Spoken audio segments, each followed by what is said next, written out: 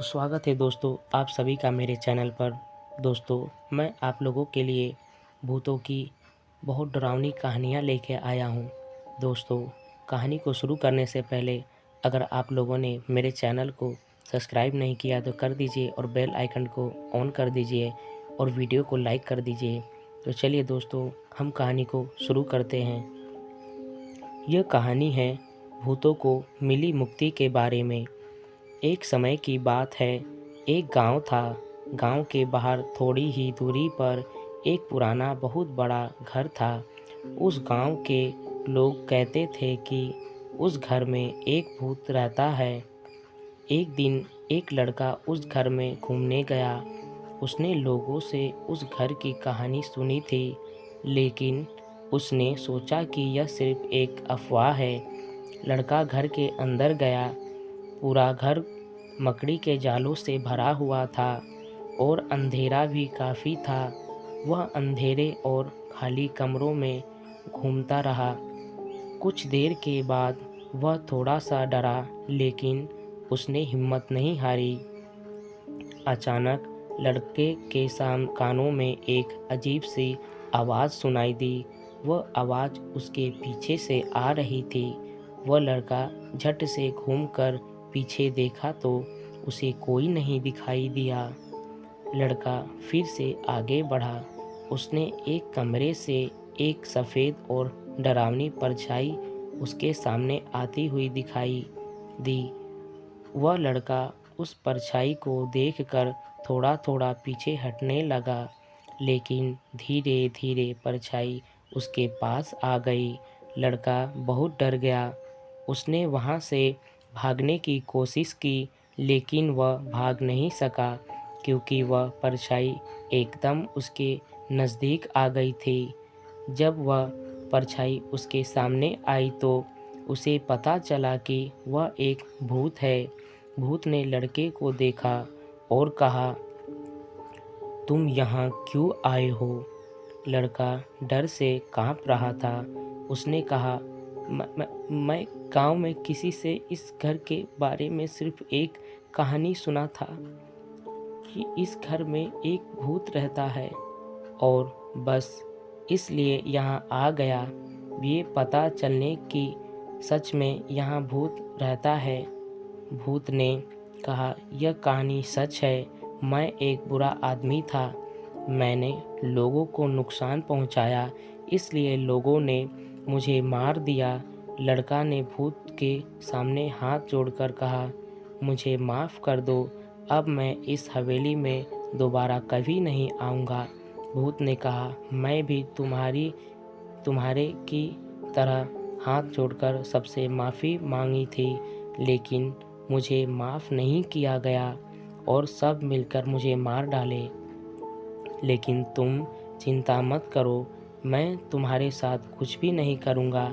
मैं तुम्हें एक बात बताता हूँ, बस तुम मेरा एक काम कर दो। भूत ने लड़के को बताया कि लोगों ने मुझे मार तो दिया, लेकिन मेरा अंतिम संस्कार नहीं किया, इसलिए मैं इस हवेली में फंसा हूँ। मर तो गया हूँ, लेकिन मेरी आत्मा अभी भी हवेली में घूम रही है। लड़का ने कहा, मैं आपकी मदद कर सकता हूँ। लड़के ने भूत को बताया कि मैं एक पुजारी को जानता हूँ, वह आपको इस भूत के शरीर से मुक्त कर देंगे।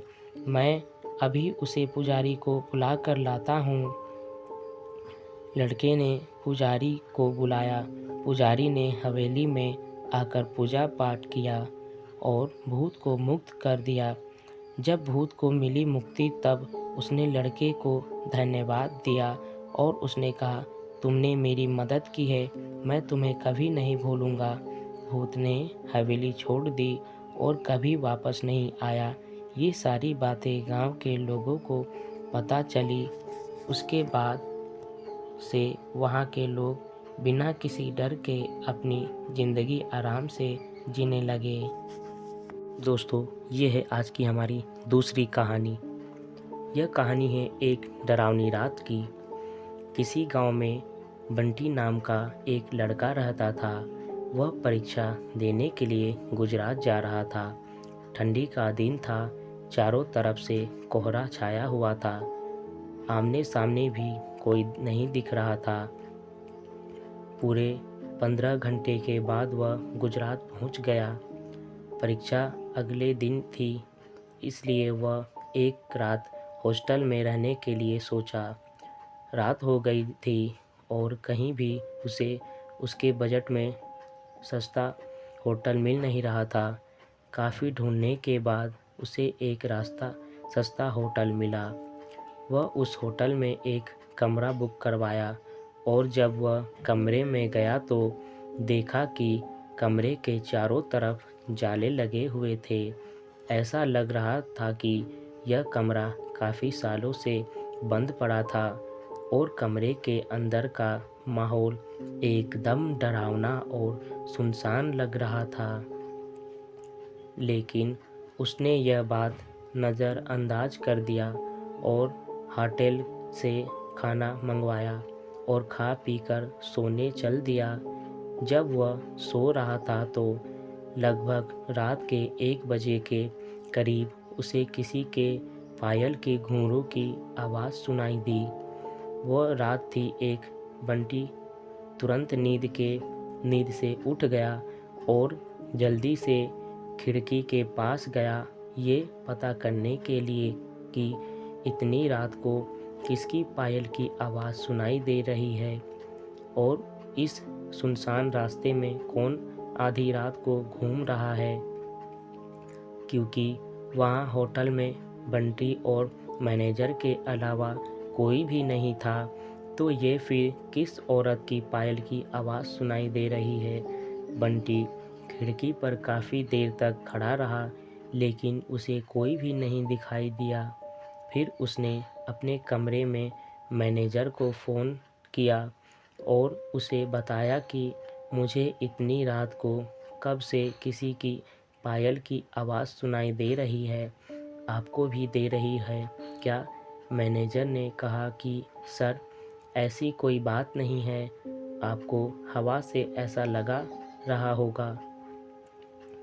वैसे भी ये जंगली इलाका है, यहाँ पर तो हल्की हवा भी तूफ़ान के जैसे लगती है।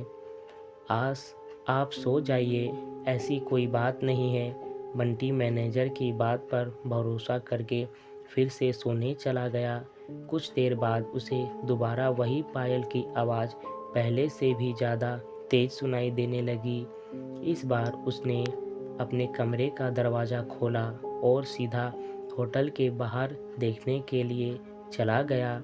जब वह बाहर आया तो देखा कि एक काफ़ी लंबी औरत है जो सफ़ेद साड़ी पहनी हुई थी। उसके काफ़ी लंबे बाल थे और चेहरा ढका हुआ था।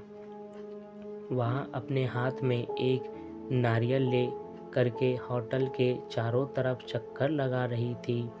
ऐसा लग रहा था कि मानो अपने पायल की आवाज़ से किसी को बुला रही है। बंटी दौड़कर उसके पास गया कि कौन है ये औरत जो इतनी रात को यहाँ घूम रही है, लेकिन वह तुरंत ही गायब हो गई और चारों तरफ कोहरा ही कोहरा फैल गया। बंटी भी थोड़ा घबराया गया, क्योंकि जिस औरत को वह सामने से देखा था अब वह नहीं दिख रही थी। बंटी अपने होटल में वापस जाना चाहता, लेकिन फिर उसे दोबारा पायल की आवाज़ सुनाई देने लगी। बंटी अब उसे ढूंढते हुए जंगल की ओर जाने लगा। चलते चलते वह अपने होटल से इतनी दूर आ गया, उसे पता ही नहीं चला। फिर उसने उस घने जंगल में कुछ ऐसा देखा कि उसका दिल दहल गया। उसने देखा कि उस औरत ने एक पीपल के पेड़ के नीचे 5-6 साल लाश रखी थी और बारी बारी से एक एक को नोच नोच कर खा रही थी। उसका मुंह खून से लथपथ था और चेहरा भी एकदम डरावना था। बंटी जब ये सब देखा तो उसके पांव तले ज़मीन खिसक गई। ये सब नज़ारा देखते ही उसे डर के साथ साथ रोना भी आने लगा कि वह चुड़ैल अब मुझे भी मार देगी, क्योंकि अपने पायल के आवाज़ से यह तक तो मुझे लेकर आई है। लेकिन उसने हिम्मत से काम लिया और हनुमान चालीसा पढ़ते पढ़ते धीरे से वहाँ से भाग गया ताकि भूत उसे देख ना ले। लेकिन भूत तो भूत होते हैं। बंटी जैसे ही वहाँ से भागने की कोशिश किया, वह चुड़ैल अचानक उसके सामने आ गई और इसे इशारों से अपने अड्डे पर ले जाने लगी, जहाँ पर उसने लाशें रखी थी। बंटी हनुमान जी जाप करके इतनी तेजी से वहाँ से भागा कि मानो जैसे उसके अंदर किसी की शक्ति आ गई हो। भागते भागते सीधा वह अपने होटल वापस आ गया। वहाँ थोड़ी देर रुका तो उसे एक आदमी दिखाई दिया। उसे देखकर ऐसा लग रहा था कि ये अच्छा आदमी है। वह बंटी के पास आकर बोला, अरे भाई, क्या हुआ तुम्हें? इतना डरे हुए क्यों लग रहे हो? बंटी ने सारा किस्सा उस आदमी को सुनाया तो उसने बताया कि भाई, तुम बहुत किस्मत वाले हो कि आज तुम बच गए। वो भूत किसी को भी नहीं छोड़ती। और तुम इस होटल में क्या कर रहे हो? इसको तो बंद हुए काफ़ी साल हो गए। बंटी जब उस आदमी का इतना बात सुना तो उसका डर कर हमारे मारे पसीने निकलने लगे। फिर वह आदमी बताने लगा कि इस होटल में बहुत साल पहले एक लड़की के साथ 4-5 लड़के उसका भयानक तरीके से रेप करके मार दिए थे।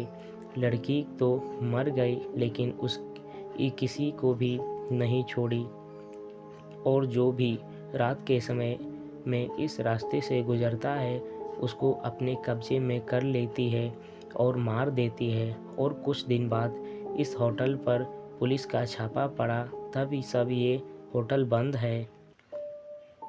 बंटी जब उस आदमी की पूरी बातें सुना तो वह बहुत ज़ोर ज़ोर से रोने लगा, ये सोचकर कि आज मैं मर जाता। फिर वो आदमी बंटी को चुप कराया और बोला, चलो आज रात तुम मेरे घर रह लो, मेरा घर पास में ही है, डरो मत, अब मैं आ गया हूँ ना। बंटी उस आदमी को धन्यवाद किया और उसके साथ उसके घर चला गया और अपने आप से एक वादा किया कि आज के बाद वह भूल कर भी कभी अनजान जगह पर नहीं जाऊंगा। तो दोस्तों, यह आपको कैसी लगी मेरी कहानी, कमेंट सेक्शन में ज़रूर बताइएगा। धन्यवाद दोस्तों।